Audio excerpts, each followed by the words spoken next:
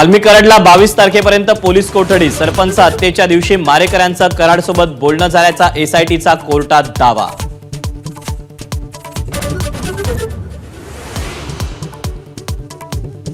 कराडला police कोठडी मिळताच कराड समर्थक आणि विरोधक भिडले। बीड कोर्टाबाहेर मोठा राडा।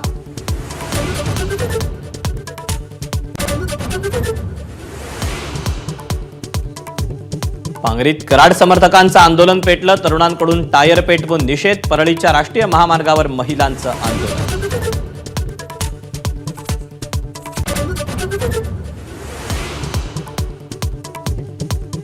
खंडणीला अडथळा ठरले म्हणून संतोष देशमुखांची हत्या। एसआयटीचा कोर्टात मोठा दावा। हत्येदिवशी सुदर्शन घुले, विष्णू चाटे आणि वाल्मिक कराड यांच्यात फोनवरून संभाषण झाल्याचा दावा।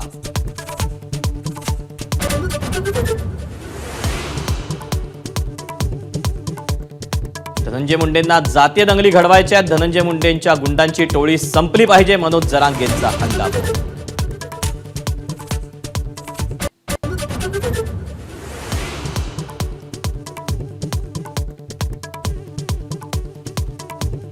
बीडमधील तणावाबाबत मंत्री पंकजा मुंडेंचं वक्तव्य। तर बीडमधील तणाव निवळण्यासाठी गृहमंत्र्यांसोबत चर्चा करणार मंत्री पंकजा मुंडेंची माहिती।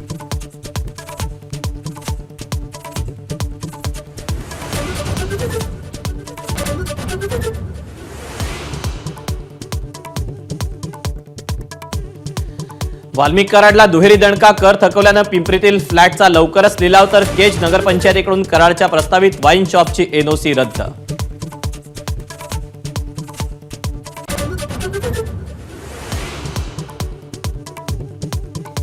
परळीचे सर्वेसर्वा धनंजय मुंडे यांना राष्ट्रवादी काँग्रेसचा मोठा दणका। वाल्मिक कराड आणि विष्णू चाटेंच्या कारवायांनी बदनाम झालेली राष्ट्रवादीची जिल्हा कार्यकारिणी तटकरेंकडून बरखास्त।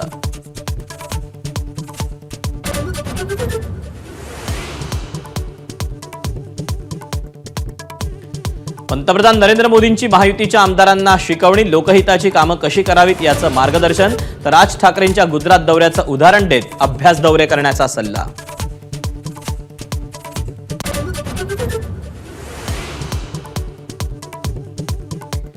लाडकी बहीण योजनेमुळे राज्य शासनावर कोणताही आर्थिक भार पडणार नाही। मुंबई उच्च न्यायालयाच्या नागपूर खंडपीठात सरकारनं मांडली बाजू। अर्थसंकल्पीय निधीची तरतूद करण्यात आल्याची ही माहिती।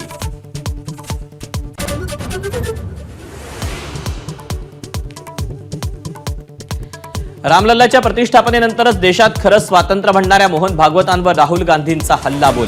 भागवतांचं वक्तव्य म्हणजे देशद्रोह असल्याचा घणाघात।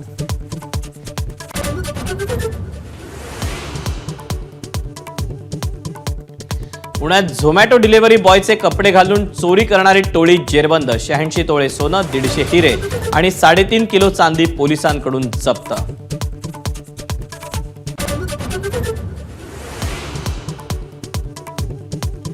पंतप्रधान मोदींच्या हस्ते आयएनएस सुरत, निलगिरी आणि वाक्षीर पाणबुडीचा नौदलाच्या ताफ्यात समावेश। संरक्षण मंत्री राजनाथ सिंग यांची उपस्थिती। तर मोदींकडून नौदलाच्या सामर्थ्याची प्रशंसा।